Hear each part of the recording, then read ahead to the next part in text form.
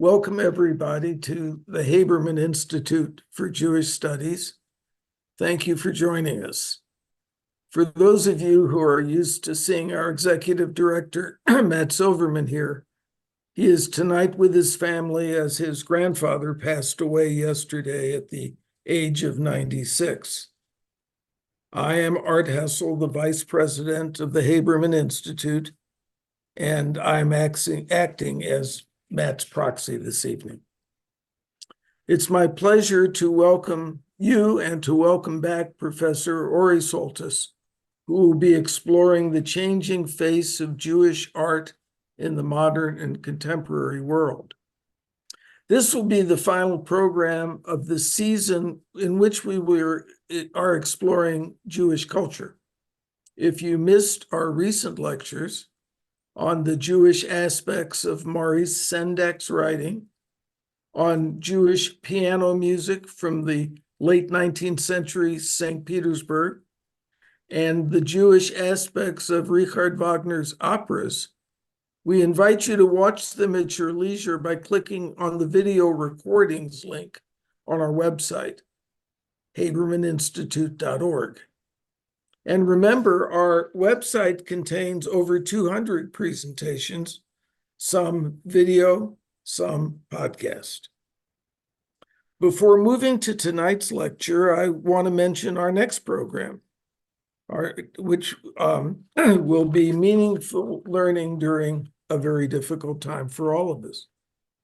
On May 9th at 7 p.m., Rabbi Dr. Vanessa Oakes of the University of Virginia will be discussing resilience and hope, Jewish ritual innovation after October 7. That program will be both in person and online. And for those of you who are in the Washington area, we would love for you to join us at Or Kodesh congregation in Chevy Chase. And many other programs will be coming your way in May, June, throughout the summer, so keep your eye on your email. As to this evening, first, as usual, if you have questions, ask them using the Q&A button. The chat is not in operation, so you go through Q&A, and after Professor Soltes is finished, there should be plenty of time to respond to as many of the questions as possible. Try to keep them short, though, and they won't be seen by everybody, so don't put in your philosophical positions because they will just go into cyberspace. Now for some thank yous.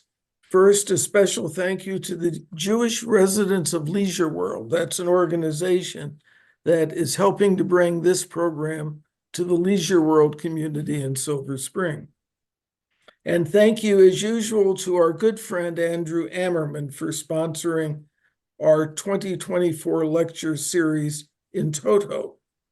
He dedicates the semester's learning in loving memory of Josephine and H. Max Ammerman, of Stephen C. Ammerman, and of Avi West. And finally, thank you to the Hack family, which is sponsoring this lecture in loving memory of their mother, Anita Hack.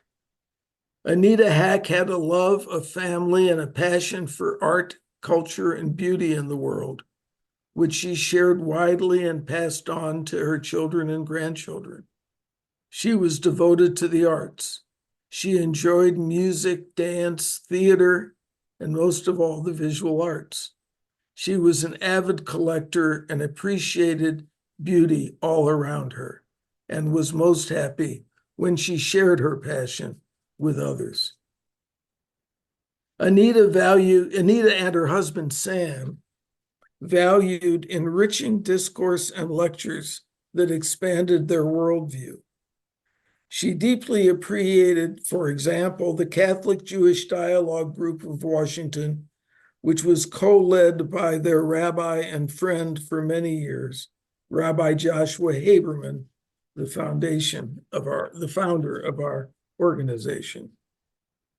As you can imagine, We cannot continue to present our high-quality programs or expand our programming as we would like without the financial support of people such as the Ammerman and Heck families, and without additional support from people like you. Please consider a contribution to Haberman and consider sponsoring a program of your own. You'll find all the necessary information will be on the website. Now, after all of that, to our program. I would like to welcome Professor Ori Soltes, who many of you know and who has spoken for us a number of times before, always to great acclaim. Professor Soltes teaches at Georgetown University, and he teaches across various disciplines from art history and theology to philosophy and political history. He's the former director of the B'nai B'rith Klutznik National Jewish Museum here, and he has curated more than 90 exhibitions across the country and the world. He has authored or edited 25 books and hundreds of articles and essays. Recent volumes include Our Sacred Signs, How Jewish, Christian, and Muslim Art Draw from the Same Source, The Ashen Rainbow, Essays on the Arts and the Holocaust, Tradition and Transformation, 3 Millennia of Jewish Art and Architecture, and Growing Up Jewish in India, Synagogue Ceremonies and Customs from the B'nai Israel to the Art of Siona Benjamin. Last year, Professor Soltes gave a presentation for Haberman titled Identity, Art, and Migration, Jewish Artist Refugees in the Nazi Era and Today. And a few years before that, a presentation titled Bar Kokhba to Bibi, How Do the Jews Survive? You'll find both of those on our website. In connection with those two performances, Professor Soltes was live at 2 different synagogues in the Washington, D.C. area. Today, he can tell you where he's speaking from, which is a little further away. With that, Professor Soltes, the floor, so to speak, is yours. Thank you, Art. It's a pleasure to be here. And thank you to the Hack family. I believe that she's also a bubby and not just a mom. So you left one of her roles out, Art, but I'm sure the family forgives you for that flaw in your presentation. I am actually in Mumbai, India, so my time is now 4:39 a.m. So good morning to you all and good evening to you all. And this evening, by you, we're talking about Jewish art in the modern and contemporary era, for which, for me, the initial question always is, well, what do you mean by Jewish art in the first place? And that question has at least 2 components to it. One is historical in the first place, because after all, Abraham is called a Hebrew, and Moses and David and Solomon are called Israelites. The term Jew or Jewish doesn't yet exist. It's not present anywhere in those biblical texts. And in fact, the guy who first pulls the Torah together, Ezra, the scribe, for whom the traditional date is 444 BCE, is in English properly called a Judean. And it's only half a millennium later, well after the time of Jesus, that what we recognize as Judaism is Judaism with, for example, a fully canonized Bible, to be contrasted with Christianity, because both of them begin as aspects of Judaism, one that is emerging as a Judeans for Jesus movement that eventuates as Christianity, the other Judeans not for Jesus that will eventuate as Judaism. So the question is, if I'm talking about Jewish art, when does it actually begin? And the second big question is a conceptual one. Do you mean, when you use the phrase Jewish art, its symbols, its subject, its style, its content, its intent, its purpose? What aspect of the art do you mean? And do you mean the art? Or do you mean the identity of the artist as defining Jewish art as Jewish? And if so, Do you mean an artist by birth or conviction? Do I have to, as an artist, be making art that I'm thinking of as this is Jewish art? Or is it simply sufficient that I happen to be Jewish and I produce art? And what, by the way, if I convert into or out of Judaism, which happens and has happened historically from time to time, shall we say, does my art suddenly become or cease to be Jewish? So, against the background of that matrix of questions, I want to share screen with you all, and I believe you can see what is an artist's conception of Solomon's temple. So, this is, first of all, not a Jewish temple, it's an Israelite temple. But second of all, it's Israelite in the sense that an Israelite king taxed his Israelite people to fund the structure that serves the purpose of creating a kind of concrete structure of intermediation between the Israelites and their concept of God, which is different from the concept of the Tyrians, who are, if you look at 1 Kings 6 and 7, the people actually who designed and made this structure. Hiram of Tyre, Huram of Tyre, is the one who is credited with it, and it is what we recognize as a longhouse, a Canaanite or Tyrian longhouse temple with a pair of columns in front of its entry foyer. And in fact, in the book of Kings, with the description of the temple, the one detail that is singled out is that pair of columns that are given the name Yachin and Boaz. We know what the words mean, but we don't know why they're called that. So my point is, here we're looking at a structure which is not Jewish, it's Israelite. And it's Israelite in terms of purpose and who paid for it, but not in terms of its design, its style, or in terms of who created it. On the other hand, as we shall see, the temple will prove very important if we fast forward 1,000 years later. So the Temple of Solomon has been destroyed by the Babylonians. Anyone of use or of threat was carried off into Babylonian exile. Half a century later, they came back under the aegis of Cyrus the Great of Achaemenid Medo-Persia, and they rebuilt the temple. 600 years later, that temple was destroyed by the Romans.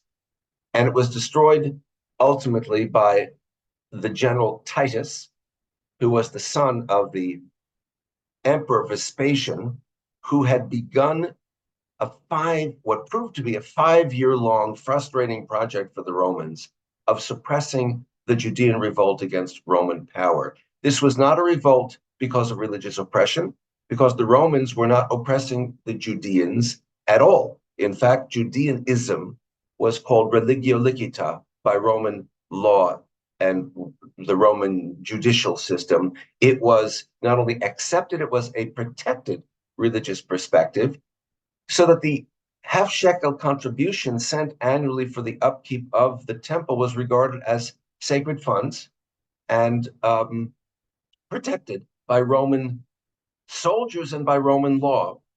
So there's an irony to the following datum. It took the Romans 5 years to suppress this revolt, and the end came in the hot summer of the year 70. And the outcome, as collateral damage, not intended programmatic war making, but collateral damage, was the destruction of the temple. And Vespasian had begun the suppression of the revolt. He went off in the year 69 to fight with 3 other generals to become the Roman emperor after the assassination of Nero. And he left his son Titus in charge. Titus eventually became the emperor, succeeding his father. And you won't be tested on these dates, but that would have been 10 years later in the year 79. 2 years later, he died, and his younger brother Domitian became emperor, and he raised an arch to honor his brother's memory, known, of course, as the Arch of Titus. And as you have now been staring at one part of its underside, what was considered as his most signal accomplishment was that he had finally put to rest the Judean revolt. And so what we see, of course, is the 7-branched candelabrum from the Judean temple being carried into Rome, symbolized by an arch here, as an indicator of the plunder that came as a consequence of that victory. So here's the irony. We have what I believe is a very accurate representation of the temple menorah in a Roman structure. This implement, this symbol, the menorah, the seven-branched candelabrum, becomes the most prevailing symbol in what we might call Jewish art over the next 18 centuries or so. So I could show you literally scores of examples, but I fast forwarded all the way to the late 18th century for the sake of time and convenience. This is a parochet. By the way, notice the term. The curtain that goes before the Holy Ark in the synagogue is called a parochet, which was the term that we find used in the terminology describing both Solomon's temple and the second temple, the curtain that stood before the Holy of Holies. It was called a parochet. So our synagogues are synagogues. They're not replacements for the temple. And in the matter of Jewish art, Solomon's temple was Israelite in a particular way, but not Jewish. But everything about the importance of the temple to our self-awareness and identity as Jews has meant that so much of the decorative milieu that creates the synagogue over the centuries reflects on the temple, both backwards to the temples of the past, because there were two of them, and forward to the hope for Messianic temple of the future. So here we have this parochet. It's from South Germany. It's from 1772. And you recognize, of course, the seven-branched candelabrum in the center. And it not only symbolizes the temple, but of course, it acquires a much larger importance in Jewish thought because its sevenness connects it to that concept, which is so essential to the Israelite formation of what one day will become Judaism. The moment at Sinai, the commandments of which one of the key is, remember the seventh day to keep it holy. And that commandment is, on the one hand, in its second iteration in Deuteronomy, literally connected back to the idea that God rested on the seventh day after the creation cycle. And it's connected to the moment at Sinai, which is a moment, after all, of transition from slavery, from servitude to freedom, from coming out of Egypt to heading toward the promised land, of covenant, bringing with it both responsibilities and promises. So all of that is connoted by the number seven, and all of that is connoted by the most familiar entity or object that offers seven is the seven-branched candelabrum. But by the way, you'll also notice that it's flanked by a pair of columns. Remember Yachin and Boaz? So the pair of columns by synecdoche, the part stands for the whole, also is a temple allusion. Moreover, you can see that it's festooned with vines, recalling the prophetic passage in which the people Israel is likened to a vineyard. Let me add one last detail. The columns here are twisted. That stylistic element comes out of the Christian vocabulary. For reasons beyond this discussion, Christian art thinks back at the pair of columns from the Second Temple, the remains of which were carried to Rome by the mother of the Emperor Constantine, St. Helen, when she went on pilgrimage to Eretz Israel in her late 70s. And this would have been 2.5 centuries after the destruction of the temple, around the year 320 or so, and brought back, among other things, the remains of those columns which she and her son set up in front of the Church of St. Peter's, which became, therefore, for 4th century Christianity, the new temple, as Rome was becoming the new Jerusalem.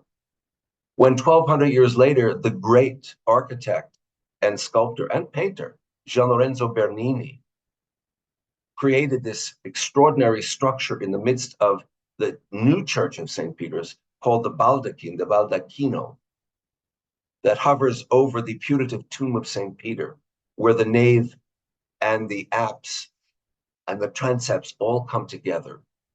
He created as the supports for his baldachin, twisted columns, alluding to the twisted columns of the old St. Peter's.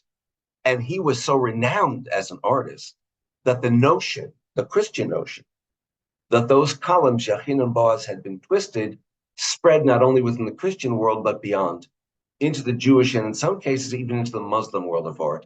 So that's why in 1772, we see those columns as twisted.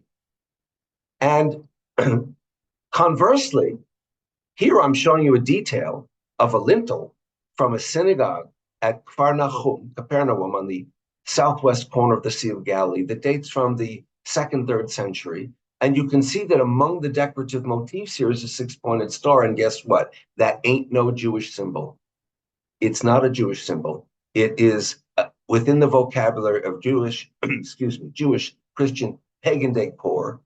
Ultimately, the earliest version of a six-pointed star that I'm aware of goes back to about 9,000 BCE, and it represents the meeting of opposites, the triangle up, the triangle down, heaven and earth, the triangle up, a stylized male phallus, the triangle down, the stylized female pubis. It's the meeting of opposites, so it connotes the, the conjunction of human and divine, and it becomes part of a wide range of visual vocabularies, including, but by no means limited to the Jewish, only much, much later on, only at the end of the 19th century, with the advent of Jewish nationalism, aka Zionism, will the six-pointed star become a universally acknowledged Jewish symbol. A few hundred years before then, in Central Europe, in Moravia and Bohemia, the area that is today Slovakia and the Czech lands, we already find in the late 16th, early 17th centuries, the six-pointed star being used as a Star of David or a Shield of David, as a Jewish symbol to be the counterpart of the Christian cross. But not until then. It's the seven-branched menorah that is the symbol through all the centuries, and the six-branched, the six-pointed star is not at all. On the third hand, we're looking here at a mosaic floor of a synagogue in the early 6th century, about 525 or so, at Bet Alpha in the Galilee. And the three things to which I would call your attention are, one, of course, you'll notice it's figurative. So this notion that Jews don't do art or that Jews don't do figurative art is absolutely wrong. It is true in some times, in some places, over the course of time and space, but it's by no means true as an absolute. And the notion that one of the commandments proscribes the making of images is inaccurate. If you look at that proscription in context, it proscribes the making of images for the purpose of worshiping them, which is why people made images among the neighbors of the Israelites, the Judeans, the Jews. But the making of images or figurative images per se is not necessarily problematic. Now, you'll notice that these figures are rather, shall we say, rough-hewn. Is that because it's a mosaic and the medium is too difficult? Bet Alpha at that time is kind of out of the way. There are no good artists to do it. Or is it to kind of de-emphasize the physical and emphasize the spiritual? All those are possibilities, but they're figurative. The scene you're seeing, of course, is the Akedah, Genesis 22, the binding of Isaac. So you see Abraham here. You see the two lads at the bottom of the hill. You see the little figure of Isaac. You see Abraham's knife. You see the altar with the fire. And you see the ram caught in a thicket. And you have inscriptions in Hebrew that identify Abraham as Abraham, Isaac as Isaac, that even give us the beginning of the phrase, well, hine ayel, behold the ram, and the beginning of the phrase, al tishlach et yadcha, do not send forth your hand against the lad, that brings us toward the denouement of this passage. So we have text and image together. The last thing I would point out to you is the problem for the artist. How am I going to show God in action here? Because after all, our God is invisible and intangible. If I were a Christian artist, of course, I'd have some sort of Christ-looking God that would be peering down, but I can't do that as a Jewish artist, or let me say, as a Jewish community, because we don't know for sure whether the artist is Jewish. What we can say for sure is this is the part of the decor of a synagogue floor. So in every respect, except question mark, the identity of the artist, we can call it Jewish. Its purpose, its intent, the subject. Although, by the way, the subject of the Akedah is also a Christian subject. It's just that for Christians, Isaac is kind of a forerunner of Jesus. The Father offers the Son, who is redeemed from sacrifice at the last moment, as the forerunner of God the Father offering God the Son, who sacrificed himself to redeem humankind. Whereas for Judaism, of course, that's not the meaning at all.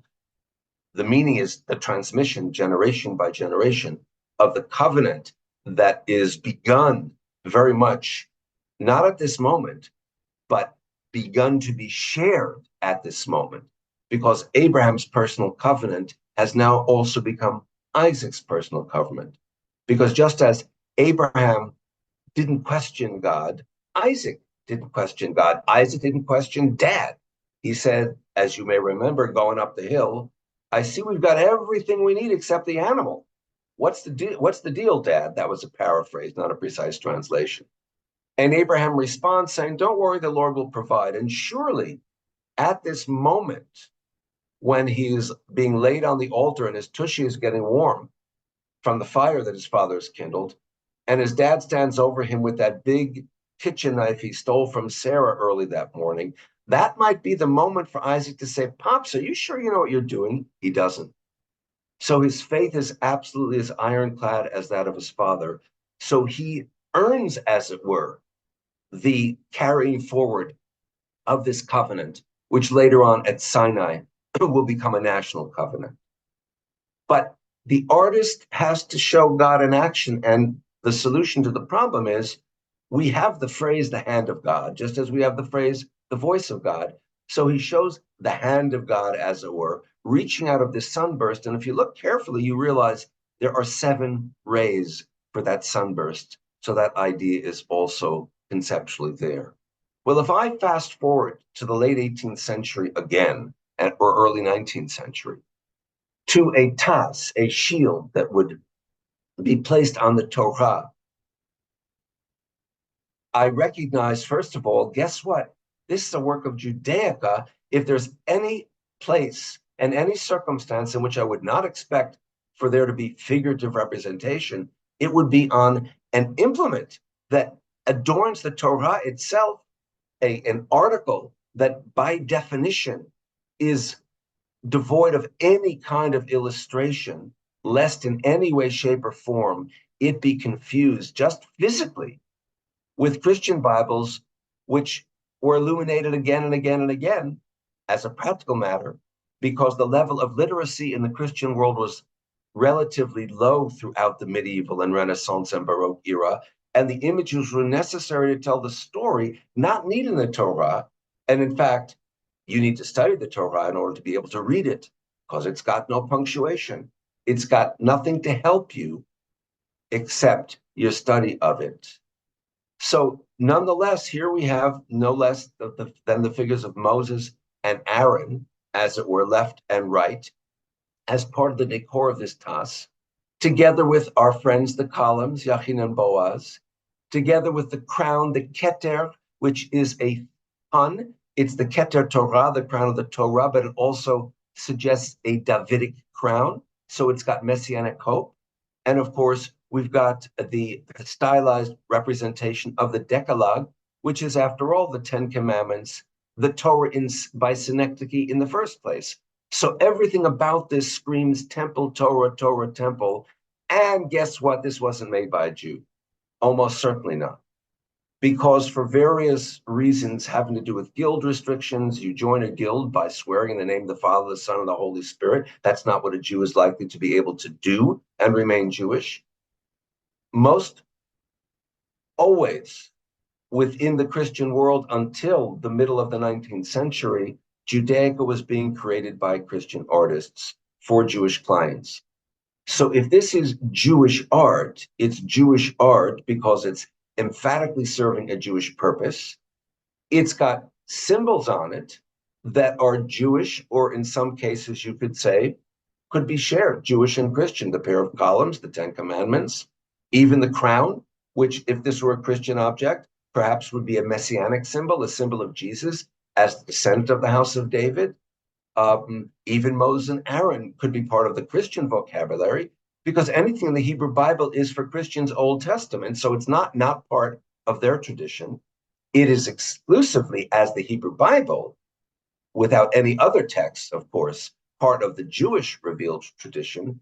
But in other words, everything about this crosses in different directions. Even the bells that allude to the bells at the on the fringe of the garment of the high priest as he moved about the temple precincts, because in a certain sense, the Torah becomes the substitute in the synagogue for the high priest in the temple that is carried among the congregation and has a very sacrosanct quality to it, as the high priest did, which is why his garment had bells, lest anyone inadvertently touch him. So if we're looking for the identity of the artist to define this as Jewish, on the other hand, we won't find it there, because he's likely to be Christian. And conversely, in the Muslim world, everything that dealt with precious and semi-precious metals was dealt with by Jews, because just as within the Talmud, Jews object to the use of interest. Someone who charges interest on loans is someone, for example, who can serve as a witness in a court of law, because it's considered scuzzy. And the Christians end up with the same idea, and the Muslims end up with the same idea. Each of these three communities for itself, it doesn't mean that you can't reach across those community lines and lend money with interest.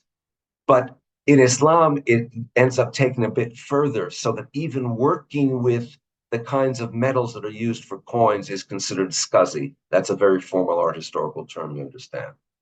So we're looking here at what you recognize, of course, as a ner tamid, an eternal lamp, as it were, that would hang before the Aron HaKodesh, before the Holy Ark in a synagogue. This is from Morocco, early 20th century. It's held up by the symbol of a hand, what in Arabic is called khamsa, meaning five, a symbol that also goes all the way back to pagan antiquity, but that over the medieval period and following is particularly in use in the Muslim world. The five pillars of Islam, the idea of the relationship between God and ourselves. The thumb is singular, that's God, connected to but separate from the rest of the hand, with the four fingers that represent our four directions. So God is both connected to and disconnected from us, and so on. And it will appear again and again within the Muslim world in Jewish visual context as well. But here's the thing. If I don't have an inscription, which in this case I don't, and I don't know where this comes from, which in this case I do. I know it comes from a synagogue in Marrakesh. That's how I know it's a ner tamid. But if I didn't have that datum, there's no way I could identify this as coming from a mosque, because there are plenty of mosque lamps, or a synagogue as a ner tamid. So the only way in which I would per se identify it as a Jewish implement is because I would know that the artist was Jewish. So it's exactly the opposite of the situation for Judaica from the Christian world. Of course, what happens when we move to the realm of text? After all, the Jews as a people of texts, but do we do images in our texts? We, for the most part, as I said earlier, stray or stay away from them, so that our texts, primarily our biblical texts, are not confused with Christian biblical texts. But in texts like the Megillat Esther, which is, after all, for a holiday where we read from a separate scroll, we don't open up the Bible and then read from the book of Esther. We read from a separate Megillah, separate scroll. Or the Passover Haggadah, which is, after all, celebrated not in the synagogue but at home. It can be a long evening. You want the kids to stay engaged. It's not unusual. On the contrary, it's more usual to have beautifully illuminated Passover Haggadah. And this is among the more famous of the early medieval ones. It probably dates from about the year 1400, from the area around Barcelona. Eventually, it makes its way all the way to the other end of the Mediterranean. So it ends up in Sarajevo. in the Balkans, and hence when it is rediscovered in the middle of the 19th century, it comes to be known as the Sarajevo Haggadah. So is this a work of Jewish art? Well, it's part of a Passover Haggadah, so check that box. The likelihood is that it was a Jewish illuminator, although it's not certain, because you could have a Haggadah where the Jewish scribe did the text, and a Christian artist was brought in to do the illuminations. Except the end point of all of these illuminations shows us, according to the Sephardic tradition, the Jews coming out of the synagogue to go home to start the Seder. And we're looking into the synagogue and we can see the Aron HaKodesh and other things that probably a Christian artist would not have seen. So it suggests that it was more likely than not a Jewish artist, but we can't know for sure. The subject matter, obviously, it's biblical. It's the book of Exodus. In this case, of course, you can see the Israelites coming through the Sea of Reeds in the upper register, and the Egyptians swallowed up by the waters around them, the Pharaoh amongst them, and Miriam leading the Israelite women in rejoicing after they have come through the Red Sea or the Sea of Reeds safely, right? He is my Lord, and I will praise him. And the word in Hebrew, by the way, ve'anvehu, also means I will decorate him, which becomes the basis for the sense of the importance of decorating God's word, with beauty. And that includes the kind of visual art that is both non-figurative and figurative. Stylistically, this is right out of the Aragonese style, these boneless figures, these wonderfully C-curved women as if there are no bones in their bodies. And the idea in one kind of on one page having two different scenes as if they're taking place simultaneously and having no real landscape backdrop, but a kind of spaceless space. All of this is part of the vocabulary of the era that one finds in Christian art. So stylistically, there's nothing Jewish about this. What's Jewish is the intention, the purpose to illuminate a Passover Haggadah, possibly the artist's identity. And of course, the subject matter in any case is Judeo-Christian. It's not just Jewish nor Christian, because again, the book of Exodus is part of the Christian Bible as well. But of course, all of this is going to change by the time we get to the modern era, to the 19th century. And we come to the development of genre art, of art that is financed by middle class and not just upper crust members of the church, royalty, nobility. And in the course of events that have led Central and Western Europe to the middle of the 19th century, Jews have become particularly prominent in the economic revolutions, the philosophical revolutions, the theological revolutions, the industrial, technological, scientific revolutions that have made it possible for them to, in some respects at least, enter the mainstream and no longer be marginalized by the Christian Europe the way they had been in the past. And what begin to emerge are a handful of very important Jewish genre painters, such as Moritz Oppenheim, from Germany. And this is a painting from about 1850 called Sabbath Afternoon. Is this a Jewish work of art? Well, I think we finally hit gold. We have a painter who is Jewish. We have a subject that he has identified with its label as Jewish. And in fact, the scene is very emphatically Jewish. It's Shabbat afternoon. So we have this family, obviously, after the Sudash Lishit, after the last meal.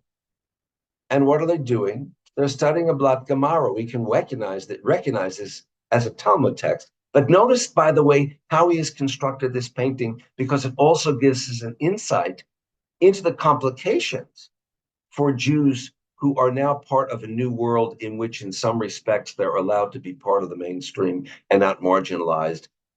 But there are complications. So he structured this kind of arch, you see, of the young people. And leaning away from the arch is the old man. And there are two versions of this, by the way. This is from the Skirball in LA.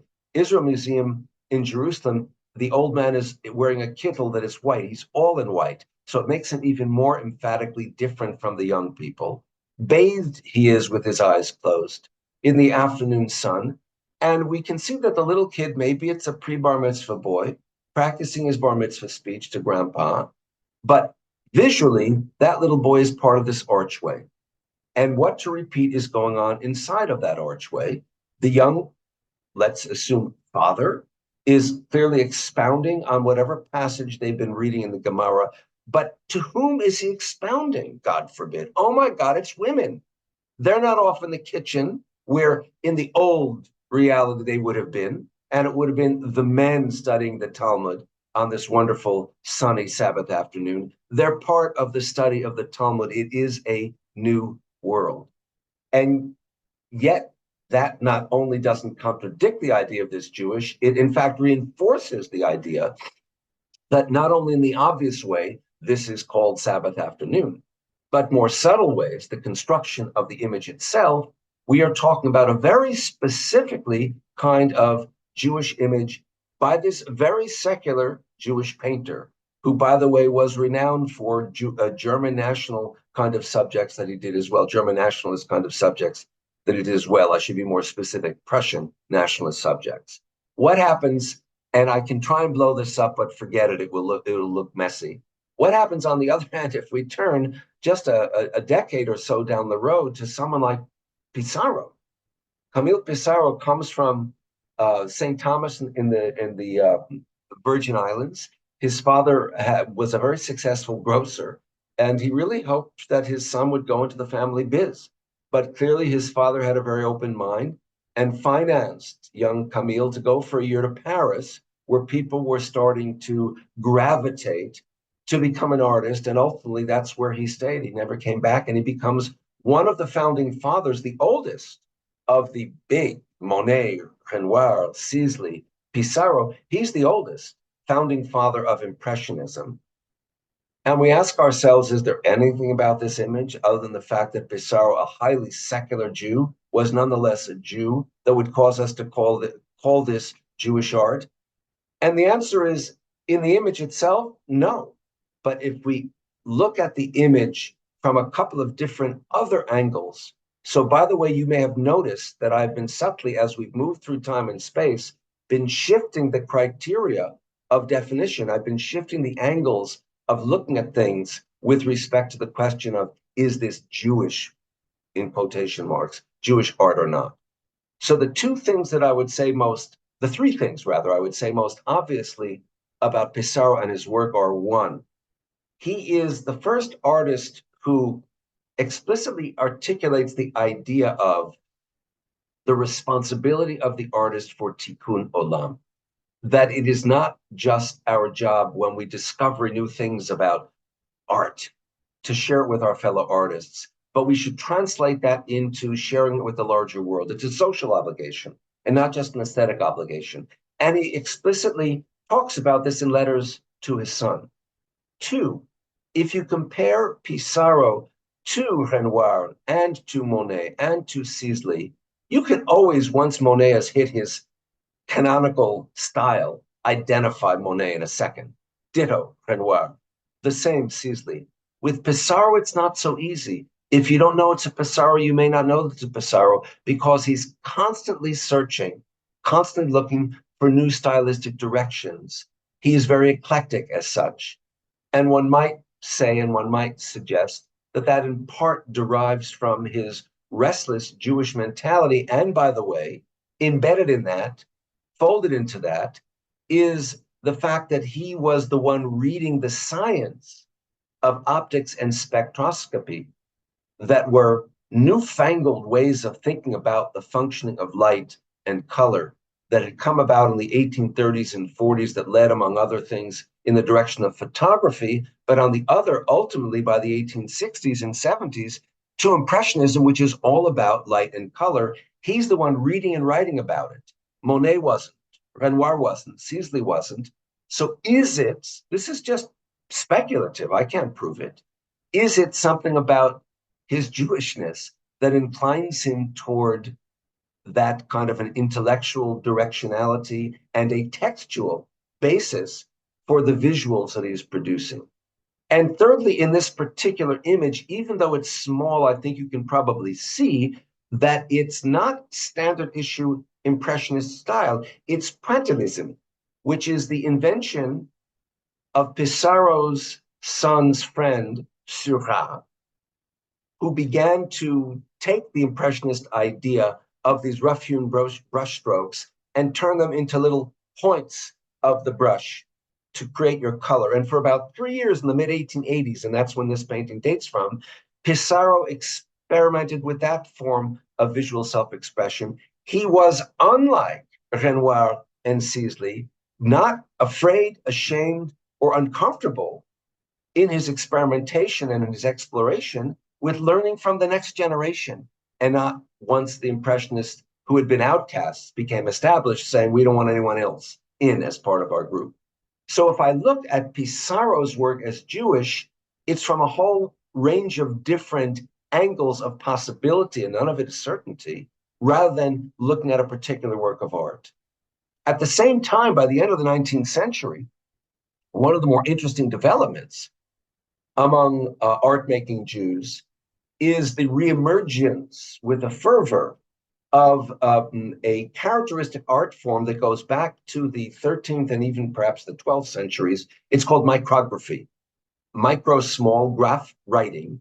It's when you take an image and you devise it entirely of the text that this image is illustrating. So this is from Vienna. It's from 1899. It's not an anonymous artist. And the micrograph, let's look a little at detail, is the story of Solomon and Sheba. So this, as I've zoomed in, is Sheba herself, of course. And you can see that every inch of her is devised of Hebrew letters. So it's a very literal way in which text and image come together, a very uniquely Jewish mode and means of creating image by way of text. The challenge would be, of course, to find where the text begins and try and read it. And the text is the story that is being illustrated here.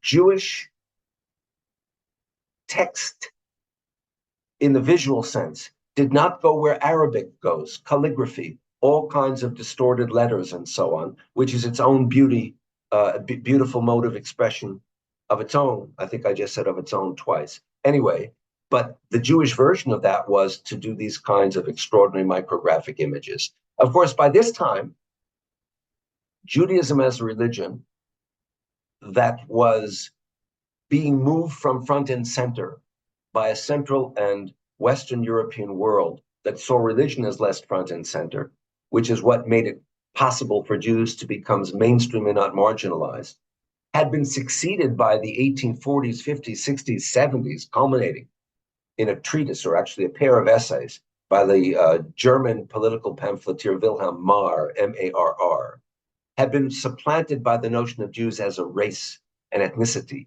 as Semites. So the idea of anti-Jewishness that you might use, let's say, in the 14th century, is supplemented by the middle of the 19th century by anti-Semitism. So once again, Jews find ourselves eminently marginalizable in certain contexts. And by the end of the century, with the explosion of Romantic nationalism as an idea in Europe, Jewish nationalism is born. It's born in stages, but of course, the most famous moment is the convening by Theodor Herzl of the first Zionist Congress in Basel, Switzerland, in 1897, that followed his articulation of the idea of a Jewish state the year before in the famous pamphlet of that name. And by the fifth Zionist Congress, the question was being raised by people like Martin Buber: how can we aspire to Jewish nationhood if we're only thinking politically, or even if we're only thinking, as many Jewish nationalists, aka Zionists, were at that time, spiritually? We have to think also culturally. In order for there to be the idea of a Jewish nation, in order for it to be three-dimensional, we have to include the arts, including the visual arts, of which we have had so little over the course of the centuries. And so he was one of those who promoted what emerged by 1906 as the Bezalel School in Jerusalem in 1906, founded and run by Boris Schatz, who had been the Bulgarian, who had been the court painter and sculptor to the Bulgarian King Ferdinand III when Bulgaria was gaining its independence from the Ottomans, and he felt he could do the same for the idea of Jewish national art. And this is a work by Schatz. The painting, of course, is Simchat Torah, and there's nothing about the style that makes it any different from a kind of late semi-impressionist romantic sort of image. It's the subject which would make it Jewish. More important for him was all the work he did here, our old friends Jachin and Boaz, here are old friends, the Decalogue, and in this case, the double lion, the Lion of Judah, and so on, was the craft that created the frame, because for him, as a member of a thought process that made craft and fine art equal, this was all part of what he was hoping to shape as Jewish national art. He didn't, oops, that was a mistake. He did not come up with Jewish national art. He came up with the basis of what one day would become Israeli art. But around the same time, Jewish artists around Europe are continuing to create artworks, such as Amedeo Modigliani, the Italian Jew from Livorno. Born in 1884, he died at the age of 36 in 1920. And he did what so many others had been doing. He came to Paris. So he becomes part of what's called the Paris School, the École de Paris. And for the most part, Modigliani is known for his portraits. We know of only 4 landscapes he did. And this one, it's in a private collection in Switzerland, is called The Landscape of the South, Paysage du Midi. It was done late in his life. He was already sick with tuberculosis. He was already coughing up blood, and he relished the coughing up blood. He'd show it to people at the bars because he felt that, those whom the gods love die young. So if he died young, he would be divinely favored as an artist. And the pun on his nickname, Modigliani, was nicknamed Modi, M-O-D-I, but it's a pun on the French Maudit, M-A-U-D-I-T, meaning the cursed one. He loved that. This landscape, it's the last time he headed to the south of France. It's as close as he ever got back to Italy. And Italy, where he had a warm Jewish childhood in Livorno, raised very much by the women in his family, his mother, his aunts, his sisters. Everybody loved Modigliani. He was good looking, he was talented, and he always wanted to be an artist. He did bar mitzvah, but like many bar mitzvah kids, once he was done, he was done. And then he wanted to do nothing but art. He didn't want to do math. He didn't want to do science. He didn't want to do anything in school but art. He longed, in a certain sense, for Italy.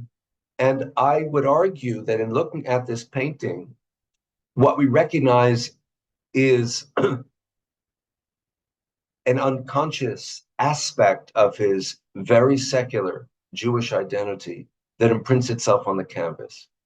So we've got a canvas where the canvas shows through. This is something that Cézanne pioneered.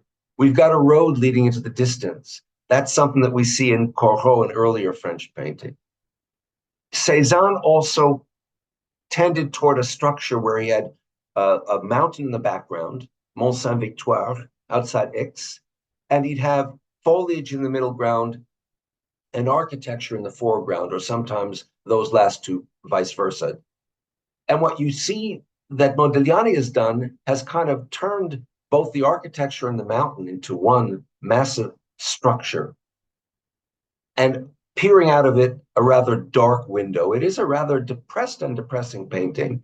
And foliage has largely been reduced to one scrawny little tree. But look at that tree, 1, 2, 3, 4, 5, 6, the peak, the window. We've got a menorah tree. In fact, the two places where there is foliage, they look almost like candle bursts. I'm not saying that Modigliani said, all right, I'm going to paint me a menorah tree here. I'm saying that when he painted this landscape of the South, with his mind very much on the Italy of his Jewish childhood, that what came up out of his unconscious was this particular and peculiar formation of a tree as a menorah, that oldest of Jewish symbols.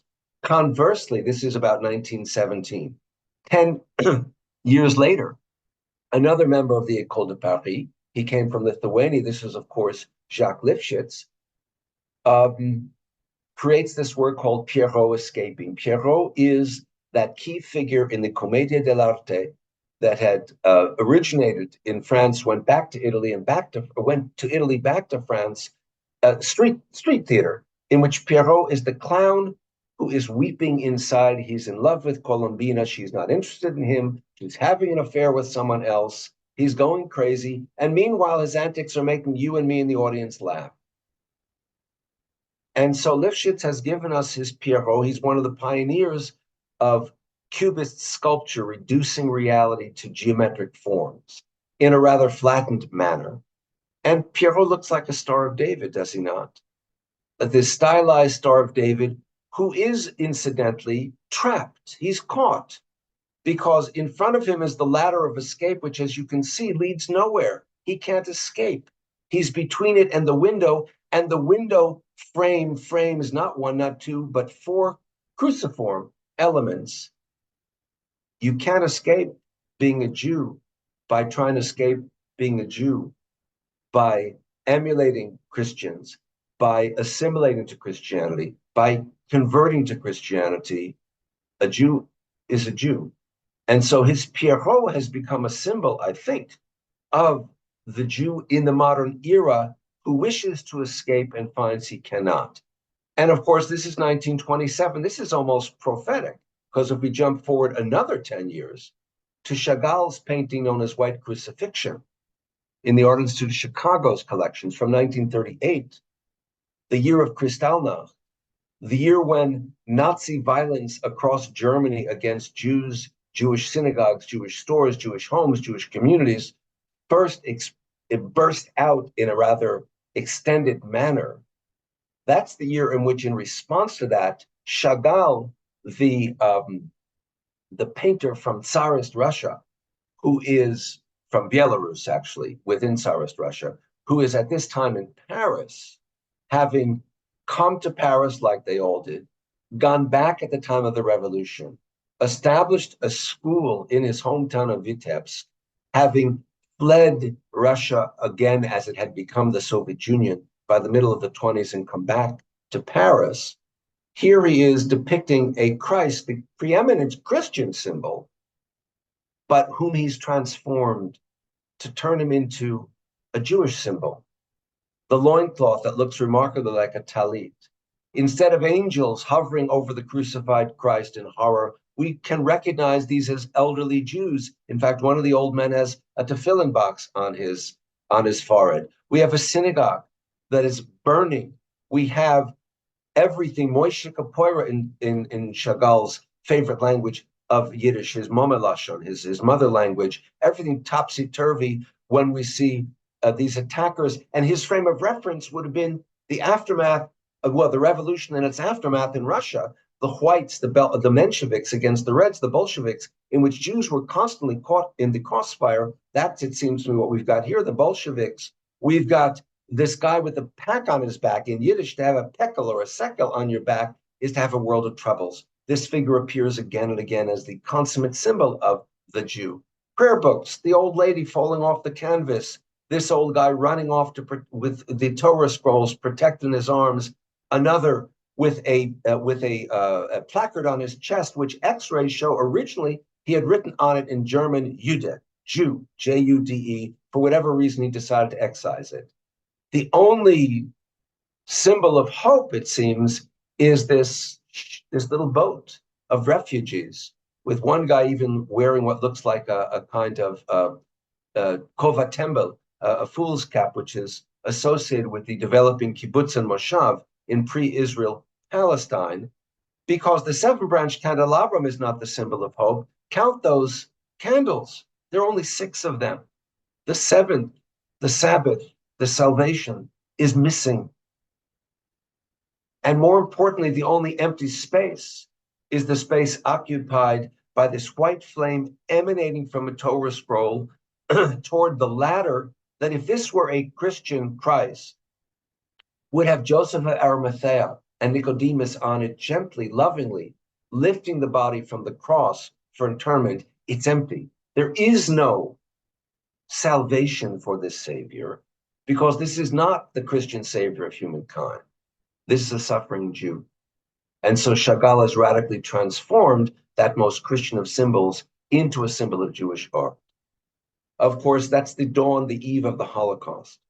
And one of the more important Jewish artists, a photographer who came from Poland by the name of David Seymour, his pen name, so to say, is Chim, Chim, born 1911, died actually in 1956, Egyptian gunfire. He was a photojournalist. He was covering the Sinai campaign, and the war had already ended. And he and some other journalists were going from point A to point B, and they were gunned down by Egyptian machine gun fire. But before that, in the aftermath of the Holocaust and World War II, in 1948, UNICEF commissioned him to do a series because he loved children, and they loved him. And he did a series called Children of War. And by the way, he came from Poland. He became an American citizen. I think the year was 42, the same year his parents perished at Auschwitz. So these are children of war. They could be, they're not necessarily Jewish children, survivors of the Holocaust. They're just children, survivors of World War II. So he has taken, he has moved from a very specifically Jewish to a broader kind of subject, but continuing to be concerned in his work as a photojournalist, which is what made him preeminent, with that idea of tikkun olam, which in the context of Jewish art thinking emerged first with Pissarro. And of course, the question that started to be asked when, by around that time, that was 1948, abstract expressionism was beginning to develop in America as its own new visual art form, particularly in painting.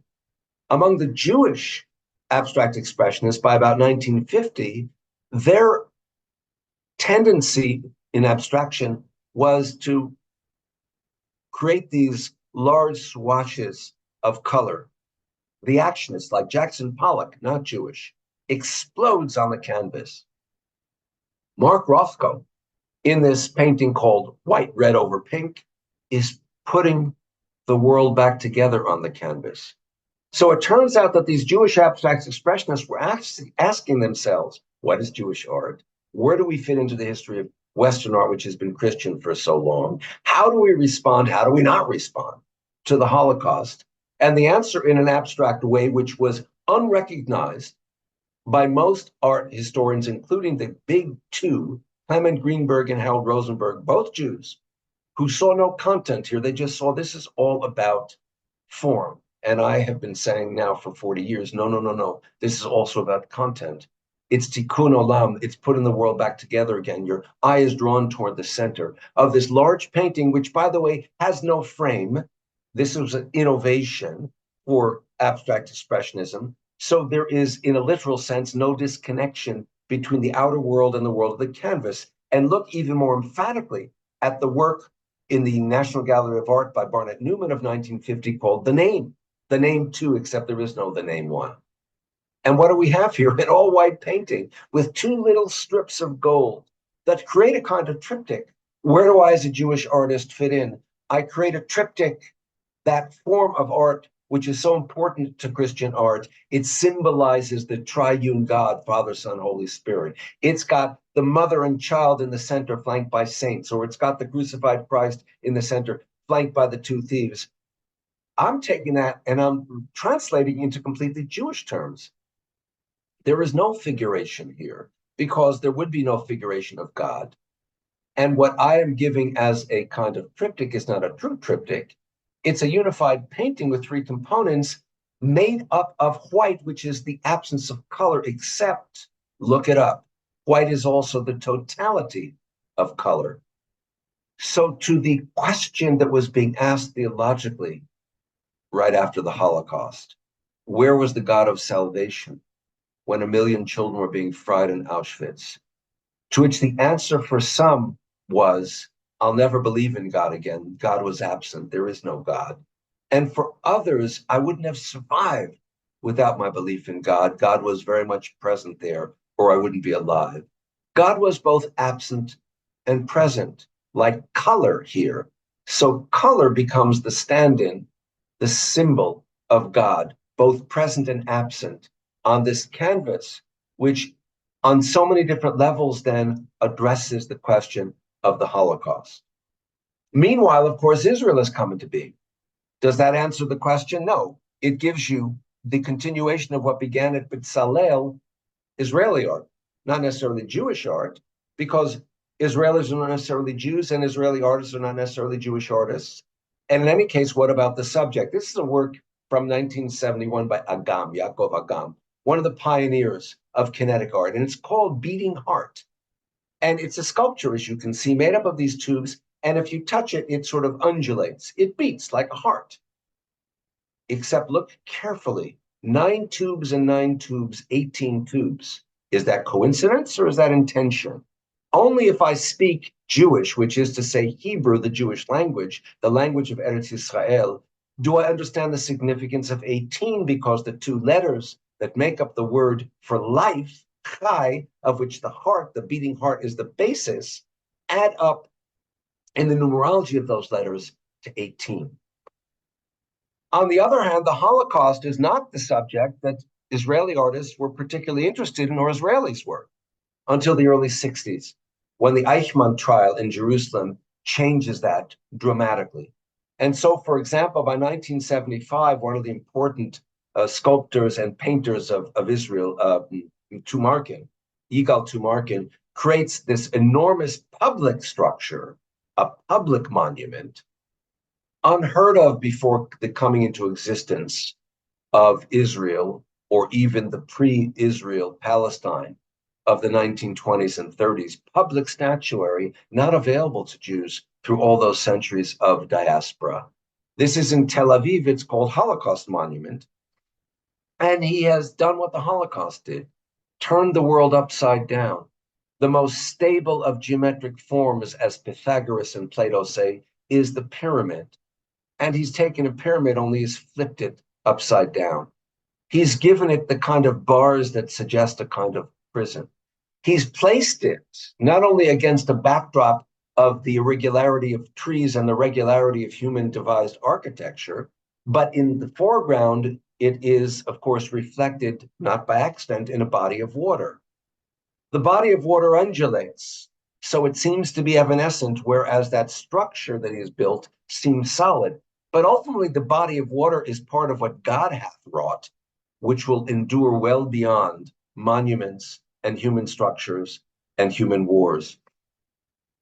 Equally important is this work, or more so even, by Misha Ullmann, whose family fled Germany in 1933, and he was born in Tel Aviv in 1939.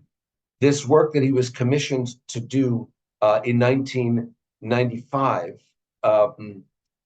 in Berlin, marking the 60th anniversary of the book burnings that took place. He was commissioned in 1993 to do it. It was actually finished in 1995. The book burnings that took place in Babelplatz, which is where this monument is, on May 10th of 1933, 20,000 books, most of them of Jewish content, were of course burned right before the Great Library, right before Humboldt University. I mean, the ironies were palpable. And of course, what he has given us is a kind of negative space sculpture. It's the opposite. You go into the ground and you've got those empty shelves, which are enough shelves to accommodate about 20,000 books. There's a plaque nearby that quotes from the play of Heinrich Heine, in which he says, you know, those who back in the 1820s, prophetically, those who burn books will then burn humans. So it commemorates the book burnings, but obviously it's much more than that. And of course, there were also survivors of the Holocaust, like Alice Lok Kahana from Sharvar, Hungary, who swore to herself that if she survived as a teenager, she was 14, 15, 16 when she made her way and survived through 4 different camps, that if she survived, she would one day become an artist and she would somehow turn the ashes of her experience into color. It took 30 years for her to fulfill the promise to herself. By the 1970s, there was a whole series of works called Rainbows from the Ashes, and this is one of them, one of my favorites. It's called The Dream of Jacob. So as you know, on the way out, fleeing his brother Esau's wrath, Jacob has this extraordinary dream of malachim, of we'll call them angels, going down and up and down on this ladder between heaven and earth. And of course, we've got Yaakov written in Hebrew below. So the stand-in for him sleeping is his own name. And this kind of um, accordioning of the canvas that gives you the sense of ladders, the rungs of the ladder. And then, of course, you see these abstract elements that are intended to suggest angels and that connect also to the whole idea, that poem, Oh, the Chimneys of Nellie Sachs, where what is going up, of course, is the ashes that represent the souls of those destroyed. All of that is part of Alice's extraordinary body of work. Very differently, Eva Hesse, one of the important young artists of the 60s, who is also regarded as important to the feminist movement, although I don't know that she would have called herself a feminist, who was one of those kids who made it safely eventually to America on the kinder transport, or rather to England. And then from England to America, she was 3. Her older sister was 5. Ultimately, their parents were able to hook up with them in New York. Her parents got divorced. Her mother died. I mean, the levels of loss are profound in her career, but she was also emerging as this very promising young artist. She was married. She was young. They got a grant to go to Germany. So she goes back to the Germany that had spat her out. Not much memory of Germany per se. She grew up on the Upper West Side in a community which was largely made up of German Jewish refugees. So she already has a kind of dual German Jewish American sort of identity. And the interesting thing is, in this very depressing ambience of this abandoned factory in the Ruhrgebiet, which is where they were doing their work, she found the material that would ultimately make her famous. So she began to do sculpture such as this, which is made of industrial products. And this one is called Hang Up. And of course, it's a pun on hang ups. It's a pun on the question of what art is. You've got a frame here made up of industrial materials. You've got no painting inside the frame. It's actually just the wall. You've got this rectilinear element out of which is coming this curvilinear, irregular element of wire, another industrial element. Is this art at all? She's raising a whole range of questions against the background of which we can, of course, ask the question, what's Jewish about this, aside from her rather extraordinary experience? Women artists just explode in productivity in the 70s, 80s, 90s. This is a work by Susan Schwalb from New York and Connecticut. It's part of a series she did in the 90s called the Creation Series. And you can see it's another triptych, like Barnett Newman, only a real triptych. It can hang or sit, and it folds up like triptychs traditionally do. But of course, it's abstract. And this one is subtitled Eshet Chayil, Woman of Valor. So now we look at what do we got? What do we got? We have this area above here inspired by the decorative parts of the Sarajevo Haggadah. We have it separated from below where we've got a series of, count them, of course, 7 elements. So as it were, the 6 days of creation and the Sabbath day of rest. And the interior, which is silver point, has this feeling of water. It also has the feeling it's intended to have amniotic fluid. So this is also the creation in terms of the whole birthing process. A Jewish woman artist in the 70s, and the 80s, and the 90s is asking 2 questions. Where do I, or maybe 3, where do I fit in as a Jewish artist, like the abstract expressionists were asking in Christian art? Where do I fit in as a woman in the history of Western art, which for the most part has been hostile to women as artists? And where do I fit in as a Jewish woman into Judaism, which in its traditional form doesn't allow me to read from the Torah, doesn't allow me to say Kaddish over my father, doesn't allow me to do a lot of things that men are allowed to do? Where do I fit in? And in this case, the answer is resoundingly, I can create. I create in ways that men cannot. I can paint, they can paint. I can bear children, they cannot. So it's a very important kind of work. And in fact, by the middle of the 90s, the Passover Seder began to bring in a whole new element. So to balance the Elijah cup of wine, the Miriam goblet of water, to remember the Miriam who is largely written out of the traditional Seder, who was so important for the Israelites as they wandered through the wilderness. She had the green thumb for finding wells of water when they needed it. So a whole new genre of ritual objects, as emphatically Jewish as you can imagine, in terms of subject, intent, purpose, in terms of the identity of the artists, because these are all women artists. And this one is by Dalia Lutvak, Israeli born. She lives in the DC area. And you can see we've got this sense of water rising up in the blue that holds the goblet, that speaks levels of language.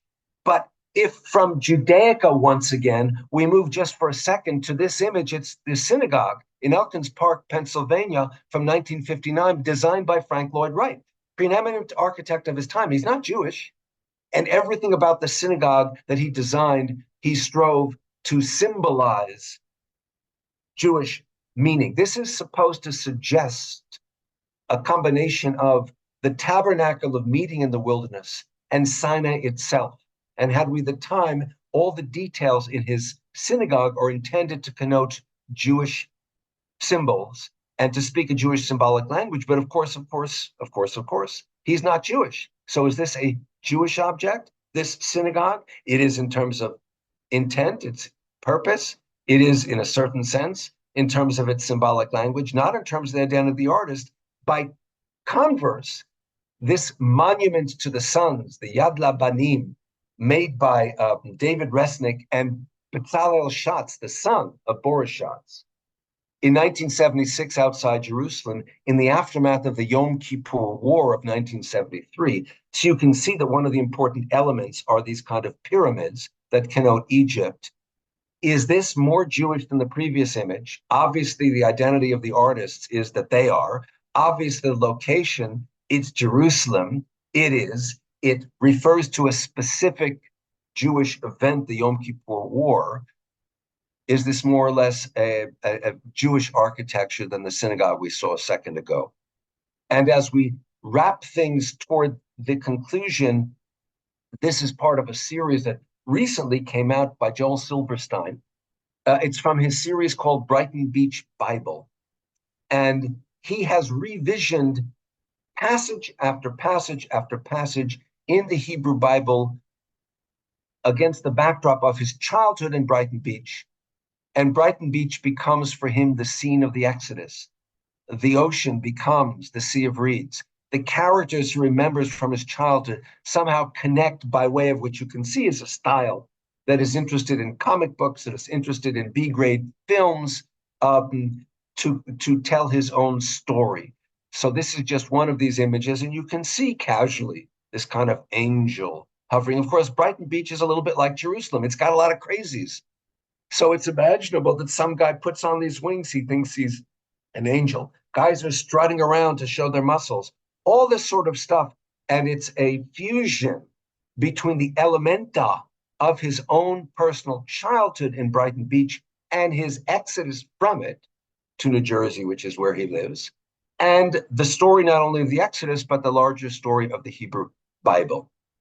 So the work by Jacob Strum, called The Golem's Mighty Swing, is a graphic novel from 2001, where the story of the golem of Prague that had emerged to such popularity in the 1920s, so that a German expressionist filmmaker made no less than 3 versions of the film. And here we're seeing the golem, and here we're seeing the terrified audience in the darkness of the theater watching him, becomes the inspiration for this barnstorming Jewish baseball team called the Stars of David, making itself across the belly of America when their manager says, you know, I have an idea. Why don't you dress up your biggest, baddest player as the golem? I've got the costumes from Germany. It will bring in audiences. And of course, their biggest, baddest player happens to be, they call him Herschel Bloom, member of the Lost Tribe, because he's actually Henry Bell, who for over 20 years played in the Negro Leagues. His own story, of oppression. And think about the implications. This is Henry Bell as a crypto Jew, so to say, a hidden Jew because he's not Jewish. The opposite of the way that turn of phrase is typically used in speaking about Spain in the 15th century and those who are not really Christians but Jews. It's a very fascinating story. I won't tell you the denouement. I will just make the point that we have text and image coming together again in this work by people of the books. And so do we here in this work by Jane Logeman of New York, which is part of an endless series she does in which she repeats a word or a phrase, so that if you can't read it, it just becomes part of the abstract art, but often her works have a kind of political edge to them. So this is part of a series, and this particular one is called Water. And so we've got the color of water, this abstract expressionist kind of work. And against it, we've got in Arabic and in Hebrew, the word water, both separated and together, both speaking about the unhappy part of the Arab Jewish reality and the hoped for potential in a more positive way of that reality. Two last works. This one is called Here I Am. It's by Kalman Gavriel Delmore, an Israeli artist. And of course, you've got what informs the outline of this head is the quote from Psalm 111, verse 10, fear of the Lord is the beginning of wisdom. You see here, Seichel Tov. They have a good understanding, have all they who do his commandments, his praise endure forever. So the shaping of the head is the word of God. And then, of course, this wonderful, intricate maze at the center of which is the word, or in English, it would be three words, here am I, hineni, which we recognize as the words spoken in Genesis 22 by Abraham on that fateful morning before he took Isaac up the mountain, but also spoken in Exodus 3 by Moses when he came upon the burning bush, which led to his receiving his walking orders to go back to Egypt and bring the Israelites out. So it is the artist identifying himself in a very distinct way as a Jew, defined and shaped as an Israeli Jew by the Hebrew language, by the biblical text, by the moments of embracing in the complexity of what is going on inside his head, the world of being a Jew. And the last image that I would share with you, because of course I'm in India, is by Siona Benjamin, a Jewish artist born where I am now in Mumbai, India. She grew up, all her friends were Muslims and Hindus. She went to Zoroastrian and Catholic schools. She ultimately came to the United States, the Midwest, and ended up in New Jersey, and ended up by the beginning of the millennium in doing a series of works that pertain to the question of home. This is one of them because it's called Tikkun Olam. And it represents, in a kind of concise manner, her tikkun olam intention of her art, which is to help fix the world. And in her case, it's by creating images that crisscross all kinds of references. So we have our friend, the seven-branch candelabrum.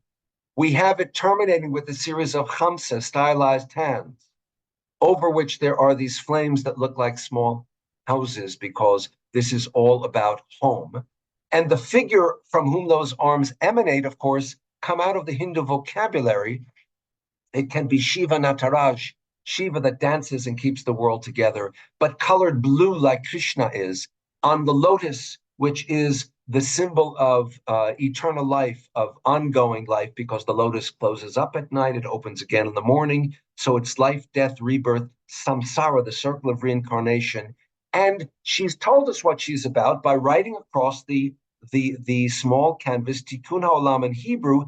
And then look what she's done. She is written in the Devanagari writing style, but not the language of Urdu. Tikkun HaOlam, or Hindi, Hindi. Tikkun HaOlam, she's written the same word. So she has combined, as she always does in her work, elements that reflect on Mughal painting, on Hindu art, on Muslim art, on Persian miniatures, on Christian icons, on medieval Jewish illuminations, on the question of what constitutes Jewish art. And by the way, this is ultimately a self-portrait. So the individual, the multi-layered and diversely particularized and the universal all roll into one, you might say. And I shall stop share and be happy to address a few questions if there are any. And I see there are a few, so let's see what we get. The first one is, what is your opinion on the headline, Israeli artist Ruth Patir shuts Venice Biennale exhibition? The statement on the pavilion read that it will open with a ceasefire and return of the hostages. My read is perfectly legitimate for her to express her viewpoint. I mean, one could argue, if you have been tapped to be the artist that represents Israel in the Biennale, so you need to represent Israel in the Biennale. But you could argue that, and the way she wants to represent Israel and feels Israel should be represented by acknowledging that what has been going on since October 8th, which is different, but obviously very much related to what happened on October 7th, cannot be ignored and is front and center and needs to be dealt with. So I think it's a perfectly legitimate kind of presentation. Just as if she had done something, let's say, that reflected on what Hamas did on October 7th, and that alone, I would also say that that's legitimate because she's responding to those events. What do you make of Marc Chagall's depictions of the crucifix almost obsessively? I think it has to do with this question of his question of Jewish identity. I mean, he very clearly sees himself as a Jew, but he grows up absolutely surrounded by Russian Orthodoxy, and he moves through the Western Christian world, except surrounded largely, he's living for the most part among Jewish artists in Paris. I think it's part of his very both conscious and unconscious desire to find a very particular place for where Jews fit into that world. And I think he could not be more conscious of what Jewish life has been like, particularly in the part of the world from which he came. After all, he then escapes the Holocaust. He ends up unhappily in New York for a few years. He goes back to Europe afterwards, by which time he's lost his beloved wife, Bella, and so on.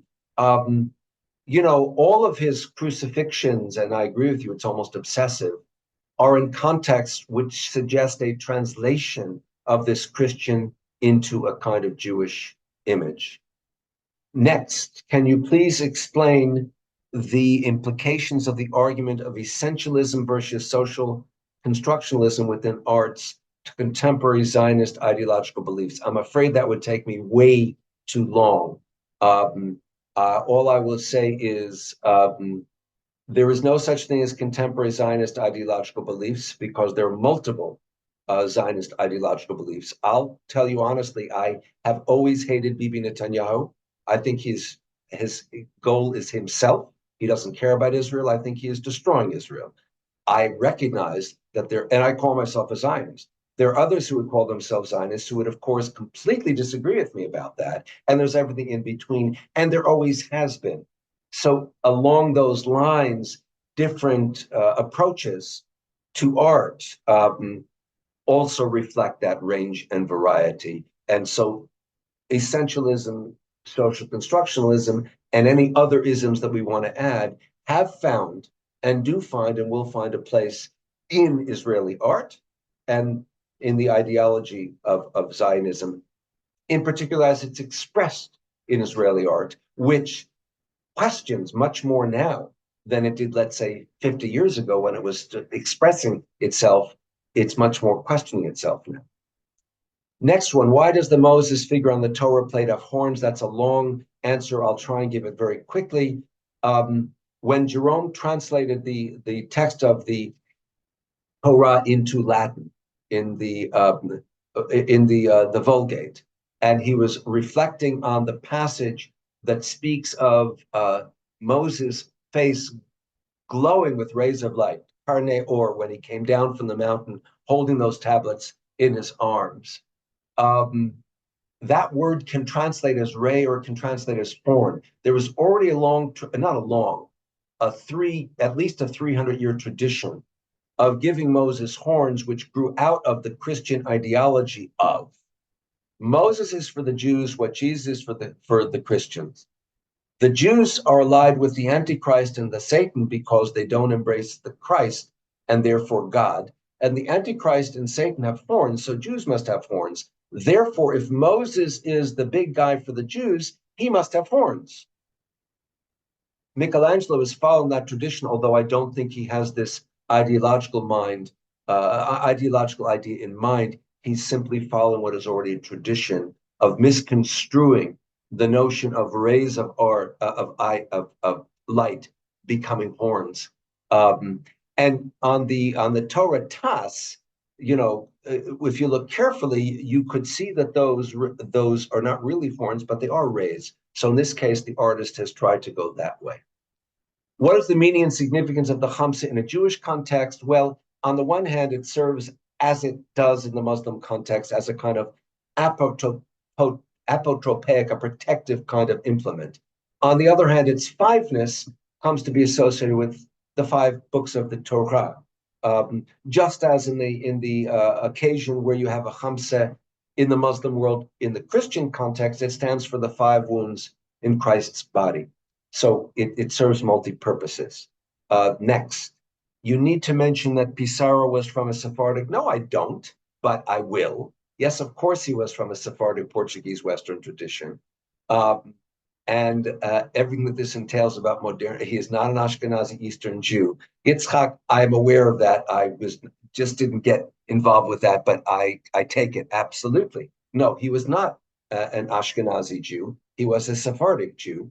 And unfortunately, too often, whether we're discussing art or anything else, there can be an Ashkenazi domination that forgets not only about the Sephardim, but about the Mizrahim. And forgive me, but Sephardim often forget about the Mizrahim and just think they're part of the Sephardic tradition. So we have still a lot to think about as Jews about the diversity of what we are as a people, which is a plus in my mind. Not a minor, but thank you, not a negative. Thank you for bringing that up, Yitzchak Kerem. Next, what would you advise communities undertaking building synagogues in terms of imagery and form? And my answer to that is, how do you want your synagogue to be, visually speaking? And I think there's just wide open possibilities, because I think it's equally valid. In a sense, this comes back to the first question about what you do at the Vienna Biennale as the representative of the Israel Pavilion.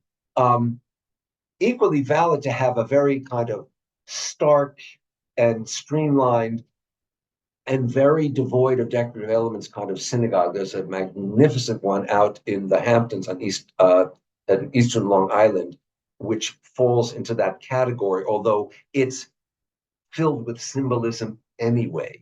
It's just that it's very subtle.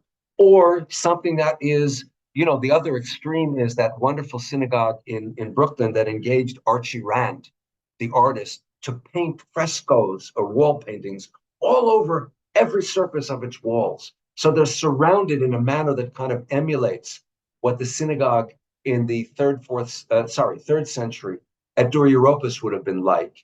And it seems to me it's something that the particular congregation has to kind of think about and talk about in one of those kind of open forum conversations. And then you decide who's the kind of architect and or artist who is going to be appropriate to give you what you want. I should have mentioned also back in 1925, Balin, those magnificent wall paintings that he did for the synagogue on Wilshire Boulevard out in LA. So, you've got opposite ends of possibility. And I think it depends on the taste and the feeling of the congregation.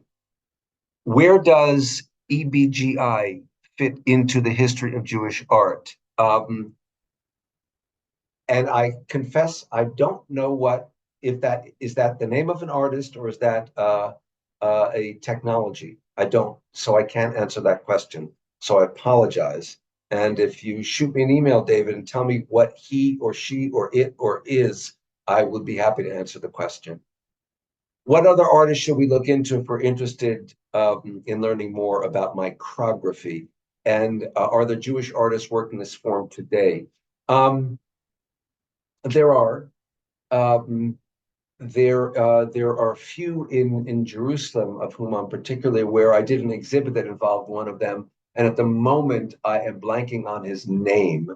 Um, so there are artists working in micrography, but in terms of its history, the simplest, honestly, because it starts out anonymously, um, is start out by Googling micrography or Hebrew language micrography, and you'll see what a long history it has. And one of the fascinating features of it is that when Boris Schatz was exiled by the Ottoman Turks to Damascus in 1916-17, in the middle of World War One. He spent the time there writing up a kind of treatise on Jewish craft arts, 37 of them, I think. I may have the number wrong, something in that ballpark. He did not include micrography, which I find fascinating because anything and everything else you can think about in which Jews had been involved one way or another, he included, but he didn't. Which is strange because in a way it's the consummate Jewish art. Obviously, Delmore, the second to last work I showed you, Gabriel Delmore, he's a good example of someone who's working with micrography. But there are others as well, and I think I said this. If you're seriously interested, send me an email. I'm just blanking on names right now, and I could give you some more. Perhaps you can give your email address so people Oh, know how to email. sure, sure. My email address is Ori Soltes, Orisoltes, at gmail.com. Okay. Francine Miller, regarding what you remarked about a Jewish artist in a response to October 7th, 8th, I'm waiting for an artist to create a painting a la Guernica, and I have no doubt that there will be. Um, I don't want to get political, and there's just one more question after this that I will address. Because I see that Amram El Ebgi, thank you, David, is an Israeli artist. So obviously I don't know his work, and therefore I can't answer your question. And I see an anonymous attendee has added that he lives in Florida and is concentrated on beautiful Jewish art. Well, I have learned something, and I'm going to follow up on that and follow up on him. But to come back to this last question, um, I have, it won't surprise you to hear strong feelings on both sides of things. I mean, it goes without saying that October 7th is a horror beyond horrors. I also am not convinced that what Bibi had put in motion on October 8th is to anybody's benefit. Uh, and I don't think he cares. He's still in power. And as long as the war goes on, he will be in power. And I think that's his primary concern. But one of the things that it seems to me I have noticed is the Jewish community and the Israeli community are very much torn apart by events that have happened between October 8th and the present. I have seen much less expression of horror at what happened on October 7th on the part of the Arab Muslim community. And that may just be because I'm not in touch with that community. Uh, I have many Turkish Muslim friends who are horrified at what happened on October 7th. Um, but I'm not only waiting for a Guernica, and I think there will be one. Um, I'm waiting for two Guernicas. Um, and ideally, I'd like to see a Guernica of October 7th coming from the side of the Palestinians. And I'd like to see a Guernica from October 8th and following coming from the Israelis. And that's just my own personal fantasy. But thank you for the question, Francine. And thank you all for being such a patient and attentive audience this evening. Thank you, Ari Soltes, for a really wonderful presentation. We've run over time, but I will say that I had a question that I don't want you to answer because there's no time, but it would have been, I was in a museum last week in Montgomery, Alabama, the art museum there. Yes. And I'd never been there before, and I Yes. take notes and take pictures of things that I particularly like. And I got back and I looked at them, and virtually everything I liked was either by a Jewish artist or had a Jewish subject. So the question that I don't want you to answer, Oh, you're just a why bigot, was that? clearly. And, at any rate, thank everybody for coming. Have a wonderful Passover and join us early in May for our next presentation with Dr. Vanessa Oakes, which I am sure will be equally rewarding. Good night, Thank everybody. you all so very much.